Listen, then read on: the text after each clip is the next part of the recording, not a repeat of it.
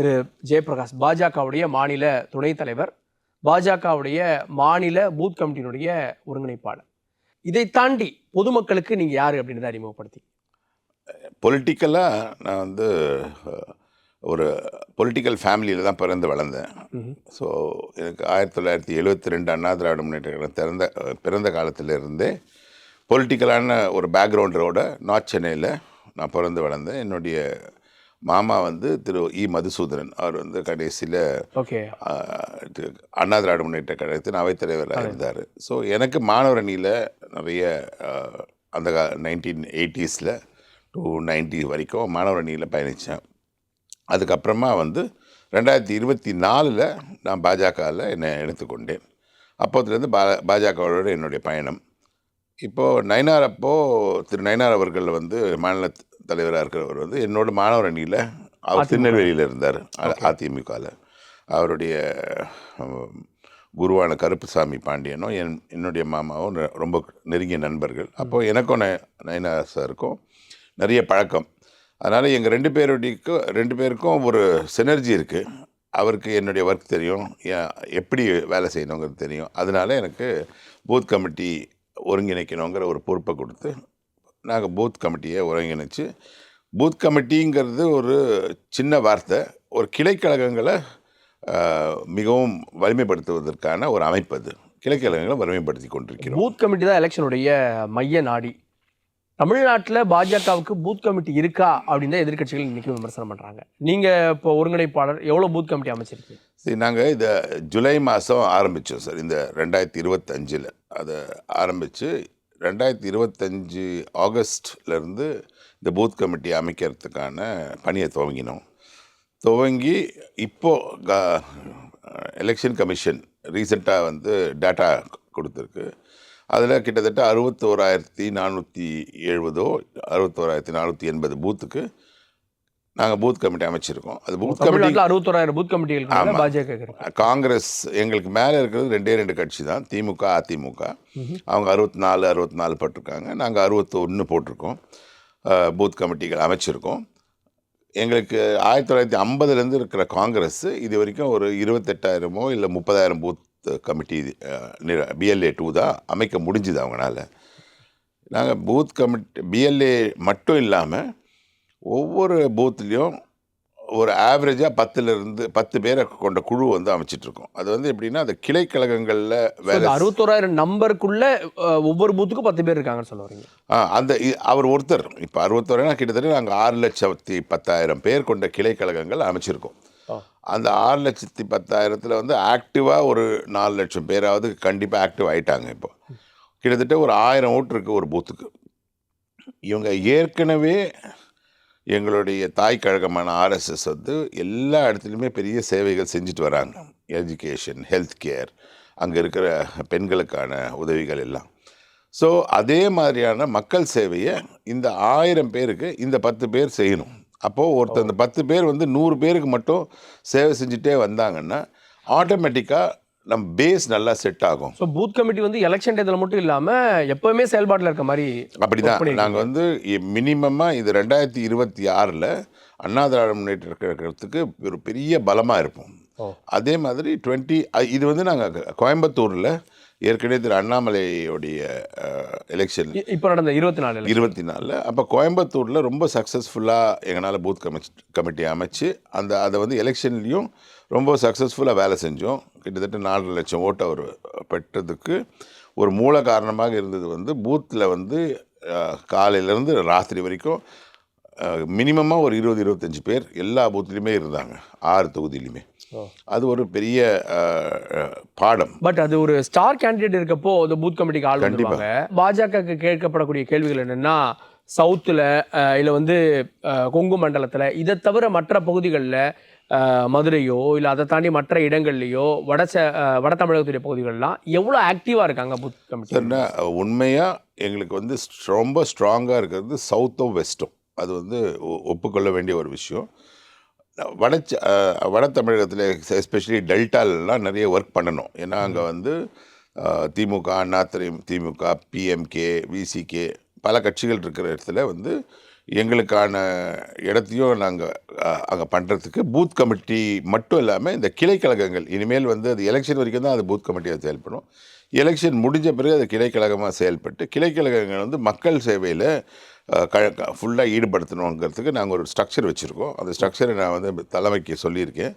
அதில் அவங்களுக்கு உடன்பாடு இருக்குது. அதுபடி என்ன பண்ணுவோன்னா ஒவ்வொரு ஏரியாலையும் ஒவ்வொரு பூத்துலேயும் 1000 ஓட்டு இருக்கா, அந்த ஏரியாவில் இருக்க ஸ்கூல், வாட்டர் டேங்க் அங்கே தூர் வாடுறதோ லைட் இல்லாததோ அதை வந்து அந்தந்த அதிகாரிகிட்டேயோ அந்தந்த அமைச்சர்கிட்டயோ அந்தந்த எம்எல்ஏ கொண்டு போய் சேர்த்து அந்தந்த விஷயங்களை கம்ப்ளீட் பண்ணி கொடுக்கறதுக்கான வேலைகளை எப்பயுமே நாங்கள் எல்லாருமே வந்து தொன்று செஞ்சு தான் வந்து இந்தியா ஃபுல்லாக ஆட்சிக்கு வந்திருக்கோம். அதே தொண்டை வந்து இங்கே செஞ்சு தமிழகத்துலேயும் கண்டிப்பாக ஒரு மிக விரைவில் ஆட்சி அமைக்கிற ஒரு பொசிஷனுக்கு வந்துடுவோம்.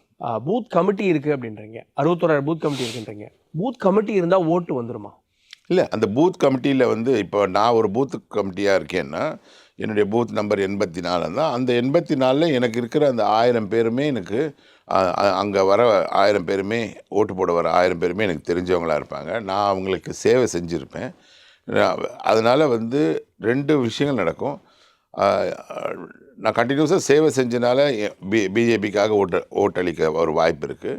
2வது வந்து தவறான வாக்கோ இல்லைன்னா ஒரு வராத வாக்கை நான் கொண்டு போய் கூட்டிகிட்டு வர்றதுக்கோ இதுக்கான வேலைகள்லாம் செய்கிறதுக்கு இந்த BLA 2 அண்ட் BLA 1 வந்து ரொம்ப யூஸ்ஃபுல்லாக இருப்பாங்க. இதெல்லாம் தாண்டி தமிழ்நாட்டில் பாஜக மேலே வைக்கப்படக்கூடிய குற்றச்சாட்டு, தமிழ்நாட்டில் மட்டும் இல்லை, பாஜக அப்படின்னாலே மதவாத கட்சி அப்படின்றது தமிழ்நாட்டில் இன்னும் மேலோங்கி இருக்குது. அப்படின்றப்போ எந்த அளவுக்கு பாஜகவால் ஃபீல்டில் பூத் கமிட்டி அளவில் வேலை பார்க்க முடியும்? சரி, நீங்கள் 1980 இதே குற்றச்சாட்டு இந்தியா ஃபுல்லாக வச்சுருக்காங்க. ஃபஸ்ட்டு 2 MP இருந்தபோது வாஜ்பாயும் அத்வானிஜியும் இருக்கும்போது நீங்கள் வேறு எங்கேயுமே வர முடியாது, நீங்கள் ஒரு மதவாத கட்சின்னு இப்படி சொல்லியே நாங்கள் கிட்டத்தட்ட இப்போ 1656 MLA வச்சுருக்கோம். 21 மாநிலத்தில் நாங்கள் ரூல் பண்ணுறோம். 15 மாநிலங்களில் 14+1 பிஜேபியே ரூல் பண்ணுது. அதனால் இன்னமும் அதே குற்றச்சாட்டு நீங்கள் வச்சுட்டே இருந்தீங்கன்னா அது வந்து ஆக்சுவலாக எங்களுக்கு ஃபேவரபுளாக தான் ஒர்க் அவுட் ஆகுதுங்கிறது என்னுடைய கருத்து. எப்படி சொல்கிறேன்னு கேளுங்க. இன்றைக்கி வந்து பிஜேபியை நீங்கள் வந்து மதவாத கட்சி அப்படிங்கிற மக்கள் சொல்கிறாங்க, எதிர்கட்சிகள் சொல்கிறா அப்படிங்கிறது உங்களுடைய குற்றச்சாட்டு. நான் வந்து ஒரு 2 நிமிஷத்தில் உங்களுக்கு யார் மதவாத கட்சின்னு உங்கள்கிட்ட சொல்கிறேன். ஒரு டிஎம்கே இன்றைக்கி ஆட்சியில் இருக்கிற ஒரு கட்சி. முதல்வர் என்பது எல்லாருக்கும் ஆன முதல்வர் தானே சார். அப்படிப்பட்ட முதல்வர் என்ன பண்ணுறாருன்னா நபிகள் நாயகத்துடைய பிறந்தநாள் விழாவுக்கு அவர் போய் கொண்டாடுறாரு. அவங்களுடைய மகன் சர்ச்சுக்கு போய் கிறிஸ்மஸ் விழாவில் கிராஸ் போட்டு அவருக்கே கிராஸ் போட்டுட்டு அவர் கிறிஸ்மஸ் விழாவில் கொண்டாடுறாங்க. ஆனால் இவங்க 2 பேருமே எங்களுடைய தீபாவளி விழாலேயோ வாழ்த்து கூட சொல்ல மாட்டாங்க, எங்களுடைய விநாயகர் சதுர்த்தி விழாவில் கலந்து கொள்ள மாட்டாங்க, தைப்பூசத்துக்கு வரமாட்டாங்க. அப்போ யார் மதவாதம்? மதவாதம்ங்கிறது திமுக தான். எப்படின்னா திமுக வந்து டிஎம்கேங்கிறதுக்கு பதிலாக சிஎம்கேன்னு மாற்றிக்கலாம், கிறிஸ்டியன் முஸ்லீம் கட்சி. ஏன்னா அவங்க அந்த 2 கட்சிக்காக மட்டும்தான் பேசுவாங்க. ராஜா என்ன சொல்கிறாரு, ஒரு ஹிந்துவாக இருந்தால் அது வந்து ஒரு சூத்ரன். ஆராசா பொது வழியில் சொல்லியிருக்காரு. இல்லை, அதை அந்த டெக்ஸ்ட்டில் சொல்லலை, அதை முழுசாக என்னோட டெக்ஸ்ட்டை பாருங்க அப்படின்றாரு. சரி, ஓகே, அதை விட்டுடலாம். பொன்முடி சொன்னதுக்கு பொன்முடி ரீசெண்டாக பேசினார். என்ன பேசினாருன்ட்டு டிவியில் எல்லாத்துலேயும் வந்தது. அதில் எந்த விதமான நான் இந்த கான்டெக்ஸ்டில் பேசலை அந்த கான்டெக்ஸ்டில் பேசலைங்கிறத சொல்லவே முடியாது. பொன்முடி அமைச்சராக இருக்கும் பொழுது சொன்னதை அவங்களே நடவடிக்கை எடுத்து அவரை வந்து அந்த பதவியிலேருந்து எடுத்தாங்களா? இப்போ ரீசெண்டாக எடுத்தாங்க அந்த பதவியிலேருந்து. இப்படியெல்லாம் பேசுகிறாருன்ட்டு. ஆனால் மறுபடியும் அதே துணை பதவியை கொடுத்துட்டாங்க. டிஆர் பாலு நான் எல்லா கோயிலையும் இடித்தேன், நான் வந்து சரஸ்வதி கோயில் இடித்தேன், அதை இடித்தேன், இதை இடித்தேங்கிறாரு. அதே மாதிரி ராசா வந்து நான் ஒவ்வொரு ஹிந்து சிலையும் இந்த நாட்டை விட்டு ஒழிஞ்சாதான் ஹிந்துவிசம் ஒழியும் அப்படிங்கிறாரு. இப்படி நான்ஸ்டாப்பாக ஆன்டி ஹிந்துவாக பேசுகிறத ஒரு அனைவருக்குமான முதல்வர் ஒரு வாட்டி கூட தடுத்து அவங்க மேலே எந்த நடவடிக்கையும் எடுத்தோ அப்படி பண்ணாமல் அதே சமயத்தில் வெறும் முஸ்லீம்காகவும் கிறிஸ்டின்காக மட்டும்தான் அவங்க பேசுகிறாங்க. அப்போ எது மதவாதம்? நாங்கள் வந்து சிறுபான்மையினர் நாங்கள் பாதுகாக்கிறோம். இல்லை, அப்போ யாருக்கு அகேன்ஸ்டா? பெரும்பான்மையான இந்துக்களுக்கு அகேன்ஸ்டாவா? பாதுகாக்கிறேன்னா யாருக்கு அகேன்ஸ்டாக தானே நீங்கள் பாதுகாக்கணும். யாருக்கு அகேன்ஸ்டா? பெரும்பான்மையார். எங்களுக்கு அகேன்ஸ்டா அவங்கள பாதுகாக்கிறாங்க. தானே திமுக ஓட்டு போட்டிருக்காங்க. அதுதாங்க பெரும்பான்மை ஓட்டு போல ஆட்சிக்கு வந்திருக்க முடியும். கண்டிப்பா அந்த ஒரு மமதையில தான் திமுக இவங்களை என்ன சொன்னாலும் இவங்களுக்கு எந்த விதமான சொரணையும் இல்லாமல் மறுபடியும் நம்ம பின்னாடி தான் வருவாங்கங்கிறது அந்த ஒரு ஆணவத்தை தான் அவர் வந்து சனாதனத்தை நான் வேரோடு அறுப்பேன்னு துணை முதல்வர் சொல்கிறாரு. நான் கல்யாணத்தில் இருக்கிற மந்திரங்கள்லாம் மிகவும் அருவருப்பானவை என்று முதல்வரே சொல்கிறாரு. ராசா பேசுவாங்க, கனிமொழி பேசுவாங்க, டிஆர் பால் பேசுவாங்க. அதை பற்றி அவங்க கொஞ்சம் கவலையும் படுறதில்ல. அவங்க என்ன நினைக்கிறாங்கன்னா, எனக்கு கிறிஸ்டியன்ஸோ முஸ்லீம்ஸோ ஓட்டு வந்தால் போதும், ஹிந்துஸோட ஓட்டு வேணான்னு இப்படி டிஃப்ரென்ஷியேட் பண்ணி பண்ணுற பாலிடிக்ஸு திமுக தான் பண்ணுறதை விட பிஜேபி பண்ணுறது